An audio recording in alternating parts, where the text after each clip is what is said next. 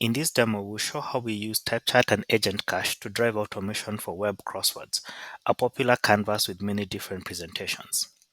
We'll start with the Wall Street Journal.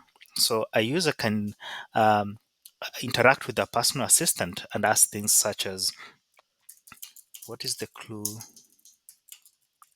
for 7 across? And turns out the clue is a word after family or decision. So let's say enter tree for 7 across. And looking at the remaining clues, we can say enter neuron for 14 across.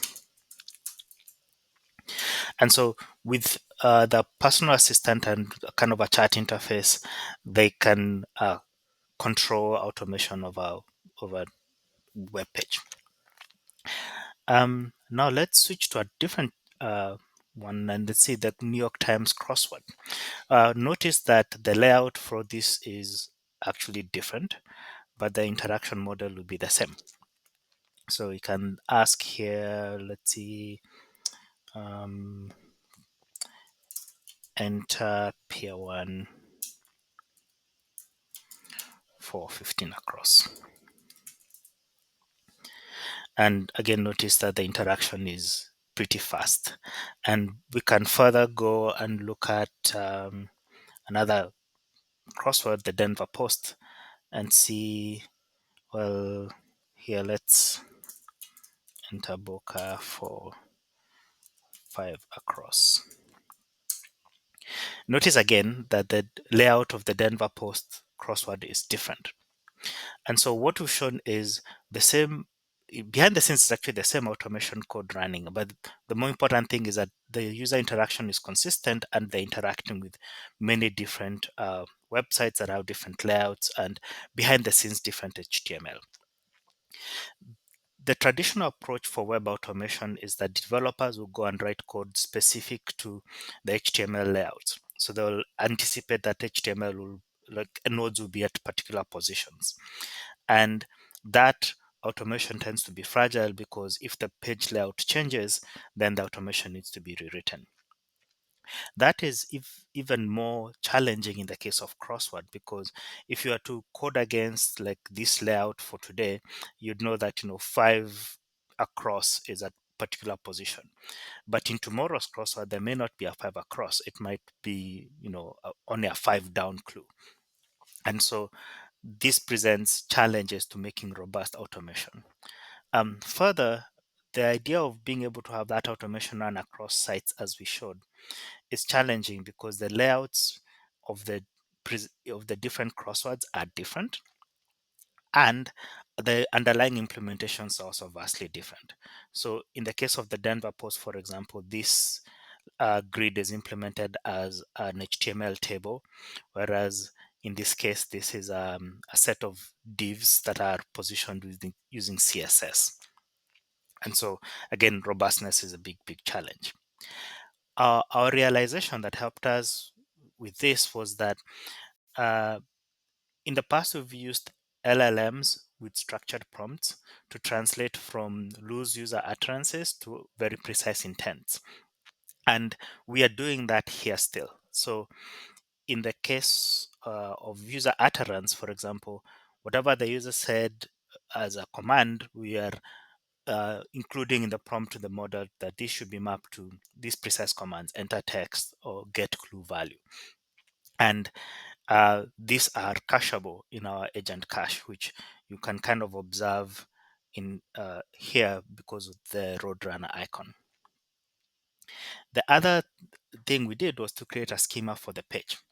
And so what that does is we ask the model to convert the HTML in all its complexity into this specific schema, which says a crossword is a list of clues across and down, and a clue has a number, text, and a CSS selector, which is a pointer back to the relevant element in the HTML.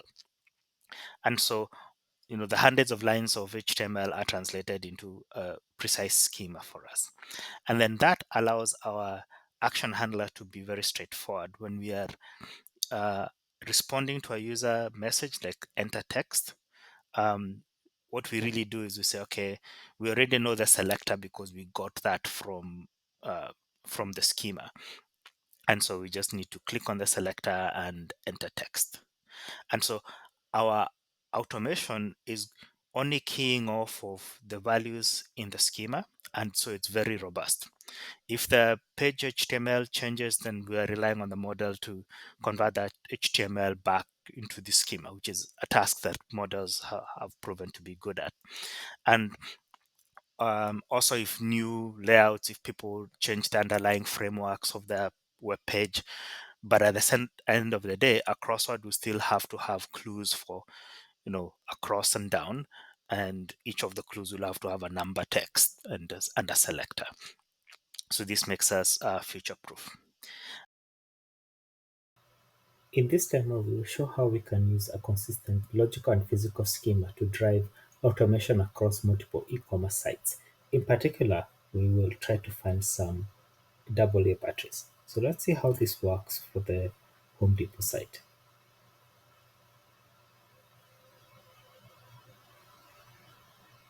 Okay, and then let's select the first result.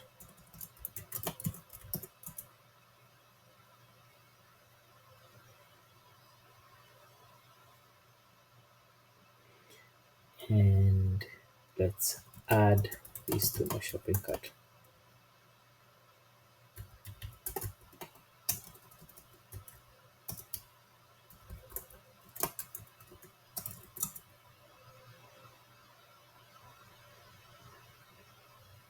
And you see that the item has been added to my shopping cart. Let's see how the same scenario plays out for Target. So again, we try to find AA batteries,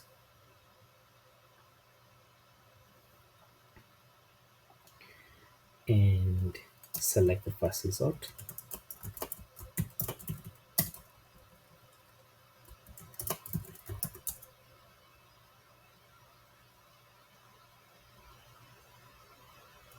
And add this to my shopping cart.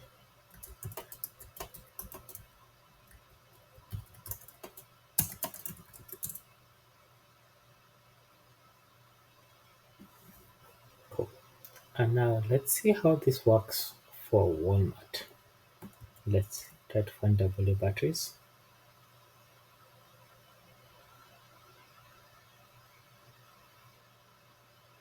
Once the page finishes loading, let's select the first result.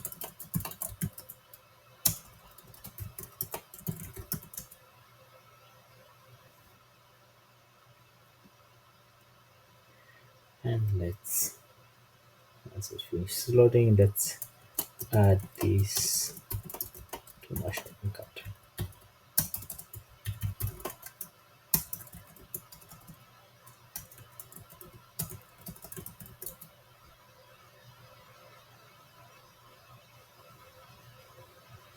And you can see it's been added to the cart. Behind the scenes, we have a consistent set of user actions. So, for example, we have add to cart, pick up, install, look up, store, and search. And all these are cacheable actions that the user can take. At the same time, we have page schemas. When we say, there's an add to cart button, there's a product tile, there's a product details tile, and search input. And this same set of physical and logical schema is used across all the sites that we showed